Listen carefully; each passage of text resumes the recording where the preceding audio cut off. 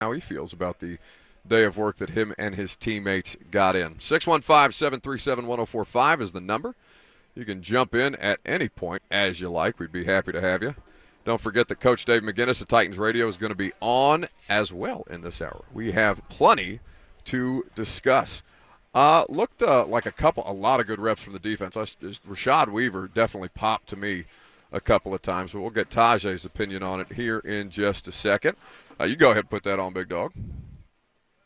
How we living? Good, man. How you doing? Man, I'm good. I'm over here in the shade. Y'all been out there in direct sunlight. Yeah, it's hot out there. you got to be used to that, though. You're from Louisiana, man. Yeah, it get a little hot. It get a little hot in Louisiana too. No question. So how you feel about the work y'all got in today? I feel like it was good. We can improve. Still can improve. A lot of improvement.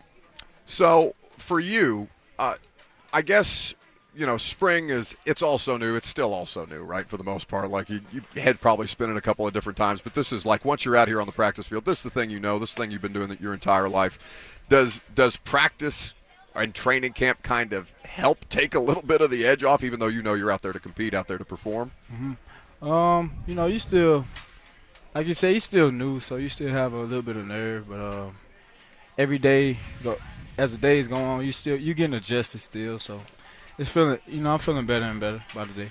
What's the thing that you maybe came in with the most uncertainty about that you already feel more confident about at this stage?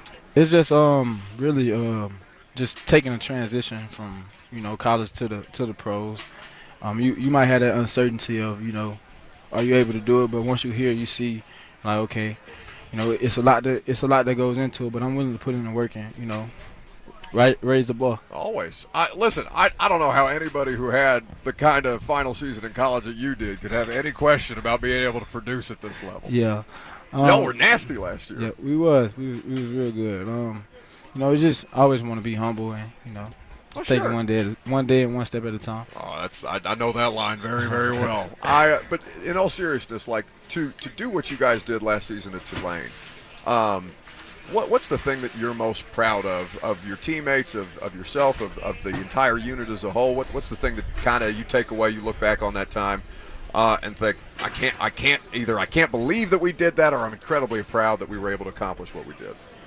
I'm incredibly proud that we were able to accomplish the things that we did because we had went 2-10 the season before, so we made a commitment to each other.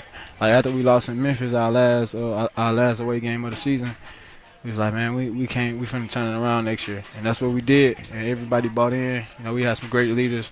It was a lot of guys, including myself. So we had a lot of great leaders. So they pushed us forward. Well, we helped push the team forward, and we got the job done. What about that experience prepared you the most for this? Both winning 2 games the season prior, and then going to the Cotton Bowl the way that you guys did.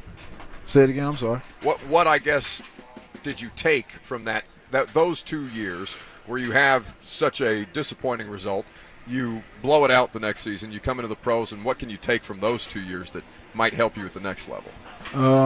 Mindset is everything. Once you put your mind to something, you really work towards, and you put the hours in, you can do it. And also, it's just the team.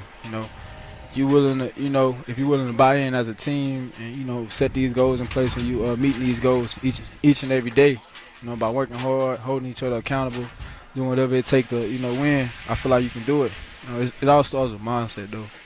Rookie running back Tyjae Spears over here kicking with us after practice on 104.5 The Zone. Let him go get the shower and cleaned off here in just a second. I know it's always uncomfortable sitting there with a headset on after you've been sweating for an hour and a half.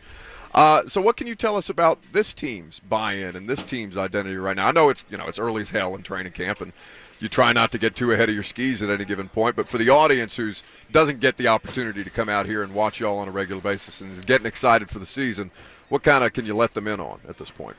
I feel like they had a great coach going here, before I came, and also we still building towards it, and like we definitely working towards it. So like we definitely. Willing to put the work in and also buy into it as a team.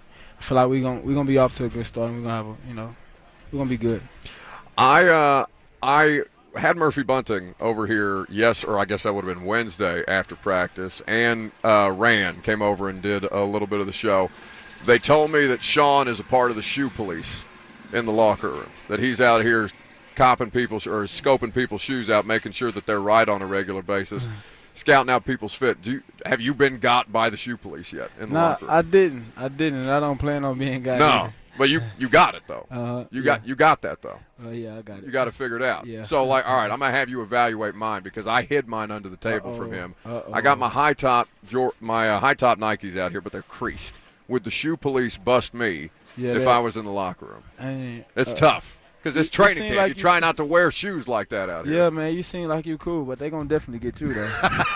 They're gonna definitely get Just you. the crease? Yeah. Like get popped, you. man. Yeah, they got that you. ain't right. Yeah, they got you, man. So when you guys are spending time around each other and obviously getting to know your new teammates, getting to know your new rookie class, what's something that you know now about one of your teammates that you might not necessarily, or that you've enjoyed getting to know about them and over the course of the last couple months y'all spent together? It just seemed like all the rookies, we all just be having fun. Everybody like to joke around, and I still feel like we still in college. We build with each other. We any uncertainties or anything that we have about what we got going on for the day and things like that, we get together. Just like yesterday, we had to wake up at like 6 o'clock in the morning and come up with jokes for the team. So like yeah, they own us about that. We've been saying some bad jokes, but well, that's because your head coach. Now I'll say it because he's your boss, but that's because your head coach thinks he's funny. Yeah, I don't really know. He's all kinds of funny. Yeah, but like things like that, we collaborate together, and I feel like we're gonna stick it out together. Who's the best joke teller? Who's the best joke teller? But TK had a joke the other day. It was so funny. TK McClendon. The defensive lineman for the audience who may not be familiar. Who's the worst? Who's the worst? Josh Wally. Oh my God. Actually, now he said something the other day that was like, what are you talking about? Was it the delivery or was it the joke? I don't know. It was like super long. Then he kind of lost everybody. Then it was like, well, I was like, huh? But I can definitely be bad sometimes too. Yeah. Yeah, I can be bad too. Well, it happens. Tyjae Spears out here hanging out with us on 104.5 The Zone. So you're coming into the league. Running back is obviously a big topic of conversation. Derek is going to speak, I'm sure, at the podium, and he's going to be asked the exact same question. What do you make of what's going on with your peers in the NFL right now? And it's all very, very new, obviously, so want to make sure the audience keeps that in mind. But I guess how do you process that as somebody who's coming in with this position at this particular time when it's all that's in the news? Honestly, I'm a part of the situation, but I'm also I'm new to the league, so I'm just really trying to establish myself before I try to indulge into stuff like that. But I'm just trying to make the most out of my opportunity while I got it, because I can be somewhere else right now not doing this. So I gotta be blessed with what I got. I can't complain about the things that I don't have right now, because what I came from and what I've been through, it's a blessing just to be here in this setting. No question. It's just to look at that. It must take kind of some mental compartmentalization, right? Mm-hmm. To have that approach, because at least and maybe I'm the wrong sample size. I do talk radio for a living. It's my nature to be reactionary, right? But to kind of process that and then realize, okay, I'm not yet Derrick Henry, or I'm not yet Saquon Barkley. These guys who are taking the stand that they have for this position, and kind of understand, okay, I've got to get there first before I can really have my voice or my play speak for itself in a way that lends itself to the conversation. Yeah, that's how I definitely feel. You just gotta establish yourself. You can't be making all these complaints, and when it's Sundays or Mondays or Thursdays, and you don't do what you do on those days, your complaint doesn't matter, because people want to hear from the people that's front lining. So that the people that's doing it, like Derrick Henry, they probably want to hear from him, but it's just me. I'm just not there yet, and just focusing on how I can get better on and off the field, as a player and as a person. Every time we talk to you, or that we've had the opportunity to talk to you collectively, this is the first time you and I sat down, but you bring up how grateful you are because of where you've come from and the background, and one of 9, correct? Uh-huh. That's not something that a lot of people can identify with that'll be listening to the radio show today. in as much detail as you're willing to, can you kind of explain to people what exactly that background entails and how it brought you to be the person and to give you the drive that you clearly have at this point in your life? It's just growing up, just facing a lot of adversity at home, in school and also on the field. Like, of course, y'all heard about my knee situation, torn ACL twice. Just the battle from that, and just a lot of physical adversity, but also a lot of mental adversity. Like a lot of questioning yourself, and also a lot of days that you don't feel like doing it. But like I've been through so much, man. I gotta be grateful because anybody else was given the cause that I was there, they probably would have been quit. I mean, most do. Based on percentages, you probably know some people who have, might have had the same window or might have had similar gifts or something like that. You've probably seen some stuff like that around, Yeah, I did.